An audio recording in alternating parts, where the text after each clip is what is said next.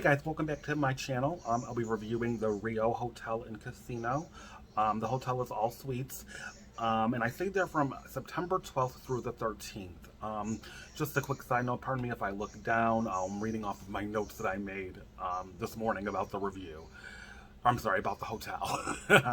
um, so, like I said, I stayed there between September 12th and September 13th. Some of the cons were um, the overall price of the hotel. So I paid about $126 for both nights. The hotel was listed for $20 on the website. So after resort fees and taxes, it came up to $125 for both nights, which in Vegas isn't too bad for staying in the cheapest room that was listed. Um, the hotel, like I said, it's an older hotel. It's probably one of the oldest hotels on in Vegas right now.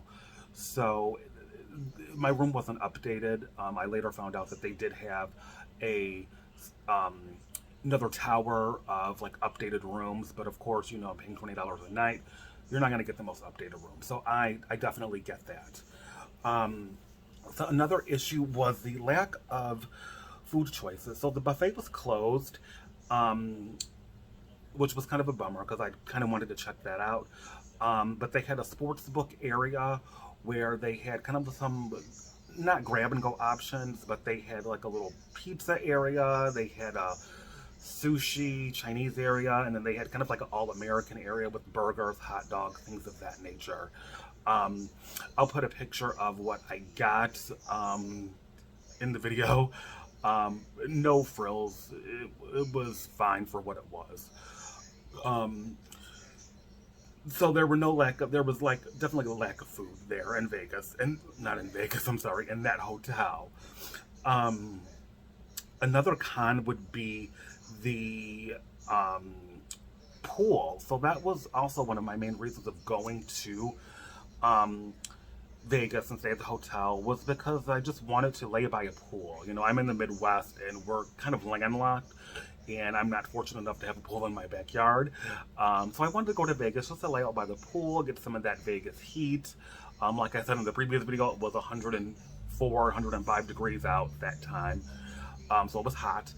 Um, and the pool was closed on that Monday, and that was going to be my pool like morning, kind of relax in the morning, then go on the strip in the afternoon. So I was a little bit bummed out that the pool was closed. There was nothing mentioned on their website that the pool was going to be closed. Um, I didn't find that out until I actually went down to the pool with my swim trunks on and my towel, ready to hop in the pool, but it was closed. So there was a big sign that said closed Monday through Wednesday. I obviously get that Vegas is definitely one of those cities that is more lively and more busy on the weekends. But with the Rio being off the strip and not one of the mega hotels, you would think that the pool would be open, um, 7 days a week. Um, so that was a bit of a bummer. Um, the next con is going to be the overall check-in process. So I arrived in Vegas about 2 o'clock that Sunday afternoon, and the check-in process. I walked in; it was almost dead, but I stood in line for about 45 minutes. I looked off to the side, and there were obviously some kiosk check-in stations. Due to the COVID issues, they wanted less contact as possible. So I get they had the kiosk there. But as I was waiting in line, I noticed people were going up to the kiosks and getting through the whole process of kind of checking in or thinking they're checking in. And then at the end, it told them, surprise, you have to go talk to the guest services representative and wait in a line. So that was kind of crappy on their part to even have those up and working when you just ultimately had to wait in the line anyway. A lot of people got frustrated. I was actually, the couple behind me was getting very vocal about their frustrations and wanting to honestly not even stay there because the check-in process was that slow. They had about maybe three um, guest services members checking people in, but it honestly took literally like 15 minutes for each person to get checked in. It was a very slow, kind of tedious process. By the time I got up to the counter, it was about 3 o'clock, and check-in time was obviously 4. So I had said, "Oh, can I check in early? It's only an hour." And the guest services lady says, "Oh yeah, that'd be about $15 to check in early." And I was like, "Are you kidding me? It's an hour." Um, but of course, I paid the $15 because I just wanted to get to my room and, explore and all of that fun stuff.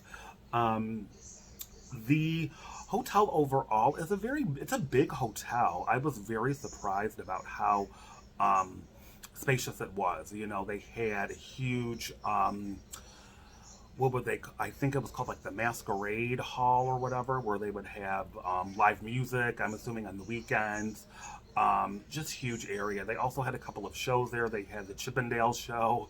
I don't even know if that's still a thing. Do people even go watch Chippendales anymore? I don't know.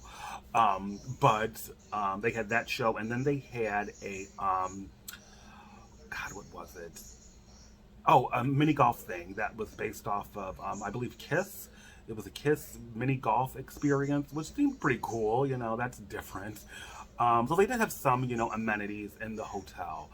Um, it was very much kind of chaotic at times due to, I believe, just the fact that the rooms were so cheap. After I had checked in, like I said, I spent 45 minutes checking in. After I had checked in, I went down to the lobby, and literally the line to check in was probably at least a good 2 hours with the same amount of guest service people. I think they added maybe one more person. Um, so that was definitely one of the biggest issues that I had was the check-in process. Um, but like I said, the casino space was nice. I'm not a big gambler. I will do the penny slots in a hot second. So, not a big gambler. But the overall flow of the hotel was pretty easy. I was able to find things pretty easily. They had a couple of Uber pickup spots, in the hotel. So one of another con I would say would be is the Uber pickups, like in most Vegas hotels, what I found out are like all the way at a like far away parking garage where you have to really literally walk almost a mile to get to just to get the Uber. And I get they don't want Ubers just crowding their front lobby areas or drop off points, things of that nature. But it was literally a haul and a half to get to the Uber pickup spot. So I did that the first day, got my Uber, but then the second day when I was in Vegas, I literally just walked across the highway to the strip. Good thing about, or so those would be my cons, I would say. Those would be my cons. Next, I'll go on to the pros. So the pros would be is that the Rio Casino is literally in the middle of the strip, just a mile. Um, I want to say east or west of it. I really got kind of confused in Vegas. It's in a valley, so I was kind of disoriented on what east was, what west was. I knew north and south, obviously, but east and west was a little bit iffy at times. So it's about a mile west of the strip, about a mile west of the strip, mid strip. So when you're staying at the Rio, you are honestly parallel with Caesar's Palace and the Bellagio, essentially. So you can walk. It's literally a mile to get to Caesar's Palace. But once you're there, you're there. And it was a kind of a quick mile. In Vegas heat, I can see that being a real big issue. And like I said, it was 105 degrees when I was there. But it it wasn't a bad walk. It wasn't a bad walk. And Vegas is a dry heat. I'm in the Midwest, so we're landlocked, and it's very humid and hot and sticky and just kind of. So it was very. It wasn't a bad walk. It wasn't a bad walk. So that's a pro. The other pro is that it is an all suites hotel, as you saw in my room tour. They call them suites, but it's really a bigger hotel room. You had lots of space to really just kind of unwind, relax, unpack. Um, you know, One of the other pros was that they did have a Starbucks in the lobby, which was good. You know, I'm really getting into my coffees now, so I did have a Starbucks coffee. That was reasonably priced as well, the same price as you would pay in the Midwest. The next pro was that they had a vending machine which had Buddy Velastro's cakes in there from Cake Boss. I forget the name of his cake company, but they had a vending machine with the specialty cakes in there. And what I didn't realize was is that they have a bakery in the Venetian. Carlos, that's what it is. Carlos Bakery. They had the actual bakery in the Venetian Hotel. So, which was pretty cool. I should have known that after I had bought my $8 confetti cake, which was very dry, but whatever.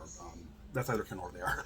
But the cool thing was, a pro would be that they did have that cool vending machine where you can get the cake, and you know, after a long night of partying and drinking or gambling or whatever you're going to do in Vegas, you kind of want a little sweet, you know, at the end of the night. So that was cool that they had that. I passed the gift shop numerous times. They had some pretty interesting things in there. I did not go in the gift shop. Like I said, this was kind of a budget trip. So, but they seem to have some pretty cool stuff in there, you know, of course at Vegas prices.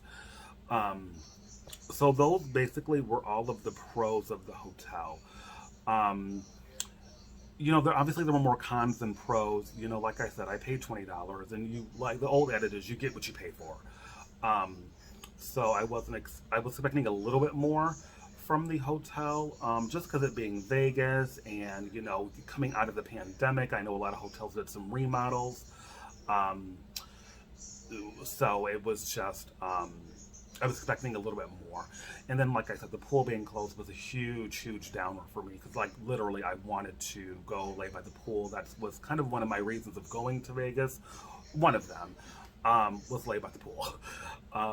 My love bug partner did do some research while I was in Vegas, and you know, they had deals at the Circa to go to their pool and Mandalay Bay.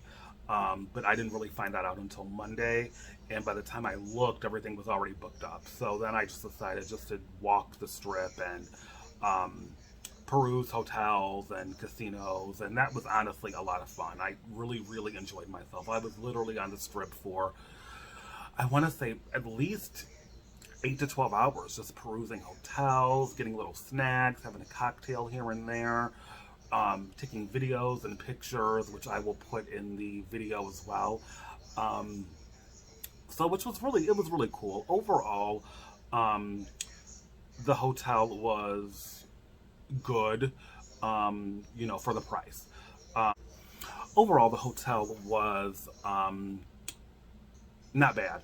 Out of a scale of 5 slot machines, I will give it 3 slot machines.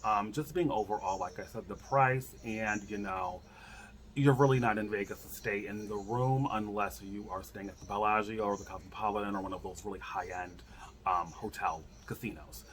So, that being said, that's my review of the Rio All Suites Hotel and Casino. Um, if you like this video, please hit the like button, subscribe to my channel. I'll be doing more things. I'll be getting linked up with Instagram probably this week, as I'm going on another trip in a couple of days. So stay tuned for that.